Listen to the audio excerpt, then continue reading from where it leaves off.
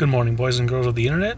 Today is Friday, February 2nd, 2018. This is vlog number 32. Is it February or February? Anyways, I know I had something to talk to about today. Right. Speaking of February, here it is in New Mexico, and we skipped winter. Sure, it's been cold every morning, but during the days, like, nothing. Like, it's nice. We haven't had winter at all. Usually around, December, January time, I put my window scraper in my car because I know, like, when I come out in the morning, normally my windows are frosted and I have to scrape them. I haven't had to scrape my car once this whole last 2 months. There's been a few times when there's been a little bit of frost in my car, but not enough to really have to scrape, because usually by the time I get in my car and it warms up, it's gone. So what the fuck? We went from fall and we're moving straight into spring. I'm not saying that I want a blizzard or I want something. I don't know. It seemed kind of depressing. Anyways, politics. I kind of don't want to talk about too much politics through this vlog. But I recognize this is probably something that's unavoidable, for various reasons. Because politics happen, and I pay attention to politics because it's something I,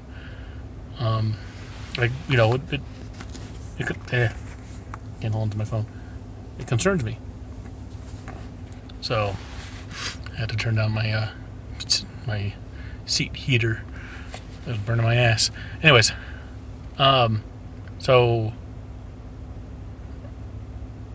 not even saying exactly my specific position on things.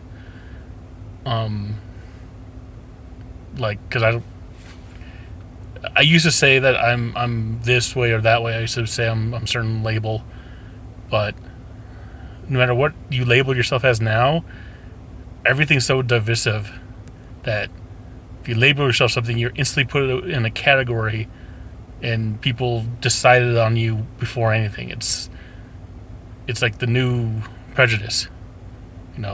Before people used to be prejudiced against you for your skin color or your sex or whatever. Now people just, prejudge you based on your political affiliation. I guess it's maybe always been a thing, but it's getting worse now. We're getting so damn tribalistic. It's sickening. It's really bad. We're supposed to be a country.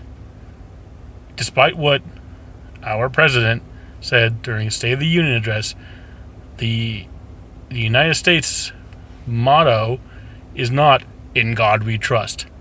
No, never has been. It's "E pluribus unum." From many, one.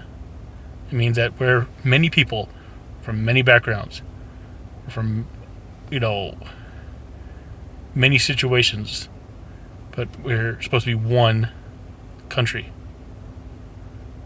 So, just to clarify for anybody who agrees with, our president's thought of what our motto is. Because first of all, it's in God we trust is on our money, so maybe that's what, as a rich man, Trump believes in, because he believes in money. That's all he cares about. It's get away with my political affiliation. But we're not a Christian nation. We're In God We Trust was put on our money in the 50s as a kind of a reminder to try to be more godly, because back then it seemed that communists, from USSR, they're infiltrating America, and communists are godless people. So in order to kind of put a stamp in, we're not godless. We're going to put in God we trust on our damn money. Fuck that shit. We need to take that shit off our money now. We have a separation of church and state. And then we should have no religious tests to hold any offices. But it seems like in this day and age, if you're not religious, no one's going to vote for you. And that's fucking ridiculous. Especially in this country where the numbers are there. There's a lot of religious groups in America. There's Christians, there's Jews, there's Muslims, there's Catholics, there's Protestants, there's Mormons, small bit of Scientologists. But you know who's a biggest and growing number of a religious group? The nuns, the non-affiliated people who either don't associate with any organized religion, just out of whatever their reasons, or they're straight up atheists. They don't have a reason to believe in any god, and that is actually one of the largest and growing groups of a section of our population. We don't have a fucking voice in offices, in the higher office. There's maybe one or two, out of the closet atheists in a couple of states, in their state senate or something. There's almost nothing in our capital, senate or house. There's a couple that people are assuming are non-religious, but just like any other politicians, at the end of their speeches, it's always "God bless America." Fuck that shit. Anyways, there was a point to this rant, and I'm 7 minutes in. I should have got to this point way earlier, but it's hard to get away from political discourse on social media. And there's been times in the past where I've gotten into heated discussion on social media, like Facebook, about certain political things going on. And from my viewpoint, maybe I'm crazy, and I'm sure all sides think like this, but it's not about what your opinion is. It's about what the facts are. So what I'm saying is there's definitely one side of the political spectrum that has the facts on their side. That's indisputable. Sure, sometimes they'll get their facts wrong, but for the majority of the time, the facts are on their side because it's subjective. It's not laden with any opinions or feelings or any of that shit. It's cold, concrete, objective facts. Basically, there are things that exist on one side that one side sticks to, that if you were to take any political connotation or any humanity out of that thing, any human judgment out of it, it will still be a fact. But the other side seems to only believe in what they feel like. I feel like this country has forgotten me. I feel that there should be more jobs in my state that has a bunch of coal in it. Yeah, it's nice to feel that, but guess what? Coal is dead. Get over it. It's sad that your whole, family's been doing it for, generations. But you know what? There was whole families of people who, for as long as we had a telephone, for many decades, there's been telephone operators. Guess what happened? In the 60s, that whole line of work went extinct. Went extinct. There was nothing they could, oh well, find a new job, find something else. It's, I get it, in these areas that these people live in, that's all there is for an actual like paying career. But that's changing. It's literally changing. There's all kinds of startups and industries that are going into these areas because they see that there are workers in there that want to work no matter what the job is. Now, of course, there's a lot of training and education to be involved, but it's happening. It's you just have to go out and get it. And not only that, they want to push for coal jobs. Like I said, coal is going down the tubes. What it's really losing to? Natural gas. Natural gas is a fossil fuel. It's not. It's a cleaner fossil fuel than most. The fracking part to get it out is shitty. That ruins environments, but that is putting coal miners out of work. So, for any Republicans saying, "Oh, we need to get back coal because all these, solar panels and battery places, Tesla and stuff, they're putting coal out of business because they want to have, solar and wind energy, and run everything off batteries. You're killing coal. No. Natural gas killed your coal. Clean energy, wind farms and stuff, that's just kind of, picking up the slack. Now, and that's another thing. Clean energy jobs is a sector that is objectively a larger employer, and it's growing. It's growing faster than any other energy sector. That's a fact. The right wing doesn't want to acknowledge that at all. They say, "Oh, you fucking tree huggers," and they shut you down just like that, and that's it. So, anyways, back to my original point. On social media, you figure with the internet, everybody's a lot more connected.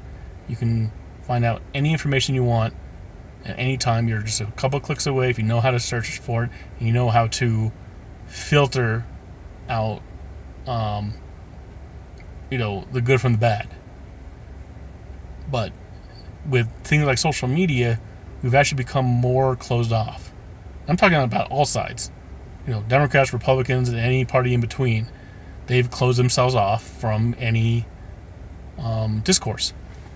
There are Facebook groups that are specifically set up to only talk about one subject, and a shitload of people join those groups, and that's all they talk about is the one side, and they all kind of back each other up. They all agree with each other, and they get that confirmation bias. That's the biggest problem, is a confirmation bias. They're all in this confirmation bias bubble, and so they all agree, and that's all they do all day. And once they start agreeing with each other all day, they start thinking that whatever they're saying is facts, because they're saying, if this guy agrees and that guy agrees and this person agrees and that person agrees with me, I must be telling the truth. Rewind to a couple days ago. I had totally forgot that I did this, but I apparently, out of curiosity, I signed up to try to join a very, very pro-Trump Facebook group. It was literally called the Deplorables. And I totally forgot I did that. And, I was accepted into it. I saw it on Monday. It was like, "Oh, you got accepted into this Facebook group. You can now post and respond to people's posts." Because it was a closed group. So, I gotta turn this down. I'm getting burned up here. Anyways, and this place, talk about people that disconnected from reality. First of all, these people were some hateful people. Like, hate anything that, they were just show a picture of a Democrat that's well known to be a Democrat, and they would just say, "Oh, look at this, this fucker here, he just wants to like get all these illegal immigrants, and they'd rather give them like all of our tax money and not worry about the actual citizens here. That's not even true. It's not remotely true. Right now we're talking. One of the big subjects is DACA. For the was it the deferred agreements? Damn, I can't remember what it is. It's too early in the morning to remember what it stands for. It's for like the dreamers, and these are the kids that were brought here over the last couple of decades as children, babies even, by a lot of people from southern countries like Mexico, Honduras, whatever. And they came to this country illegally. There's no doubt about that. But they're kids. Their kids had no choice in this. Now, and these kids were raised to try to be good citizens or try to be good in this country because you know what? As much as people say like, oh, these brown people coming over here, all they do is do crime. If you're an illegal immigrant, if you go to another country, say if I'm like someone else from like, I'm an American and I want to illegally migrate to Canada, I'm not going to do anything to raise red flags of law enforcement that will kick me out of the country. I'm not going to try to do crime. I'm just trying to live a normal Canadian life and try to keep my head low and not to raise it. And that's actually, statistically, you can see that in this country.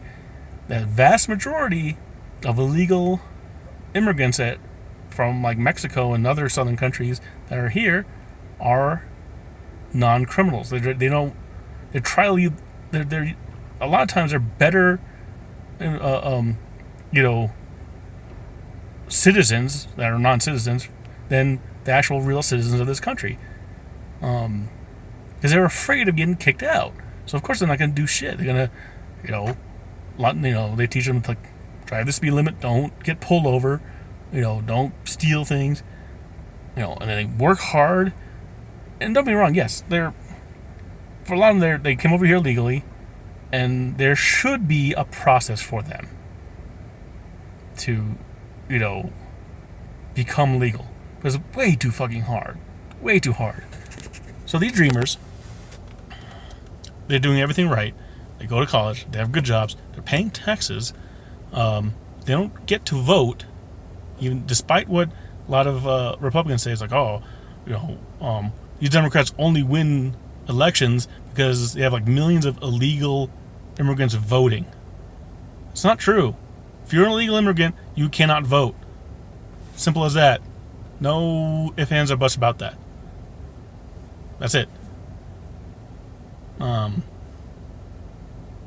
We can pay taxes, but they can't vote. Anyways. So I was invited to this group of these people who were off their fucking rockers. And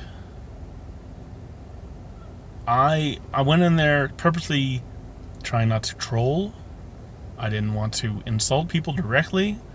I just went in there to try to understand where these people are coming from.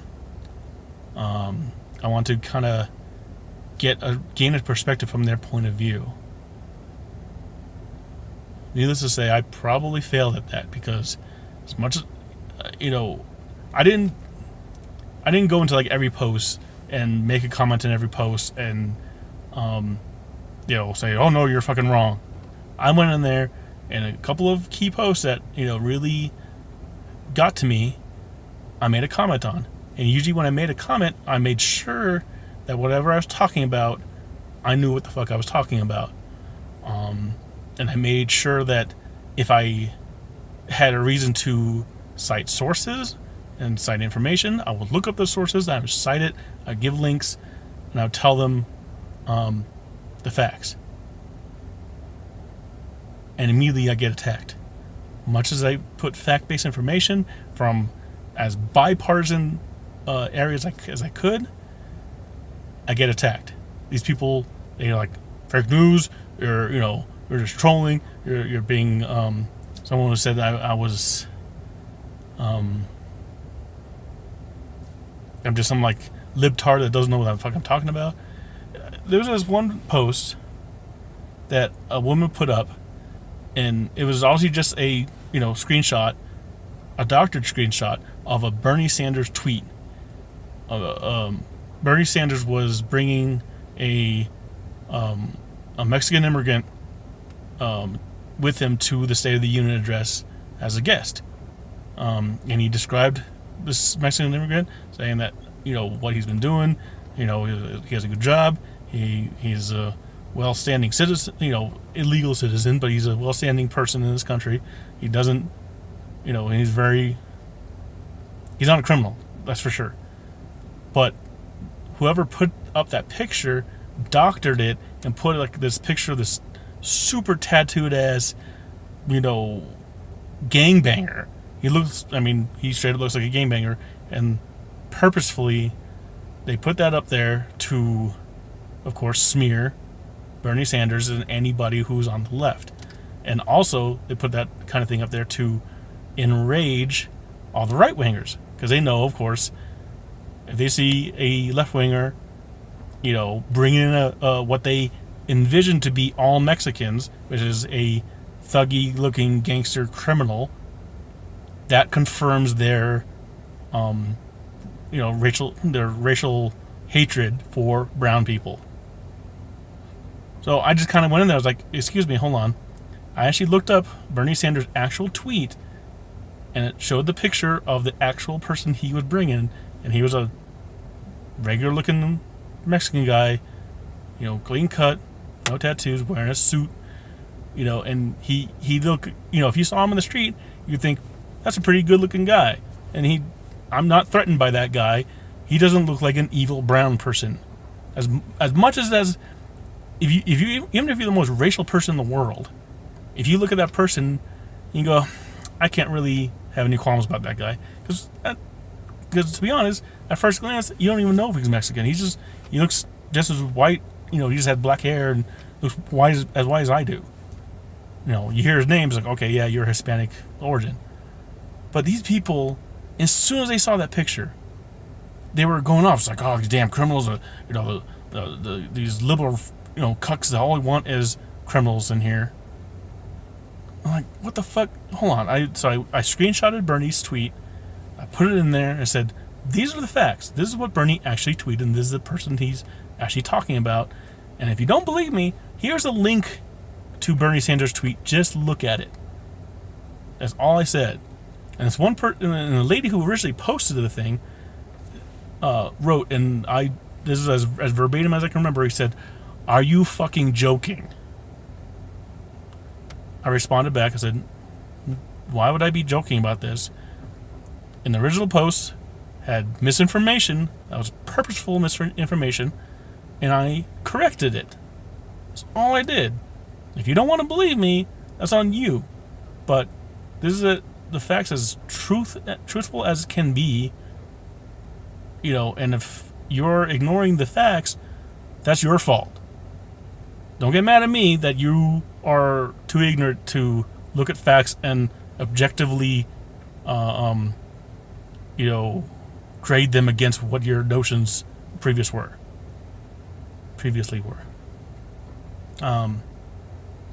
So just stuff like that. That is one small example. So that was Monday. I joined I had the group join on Monday.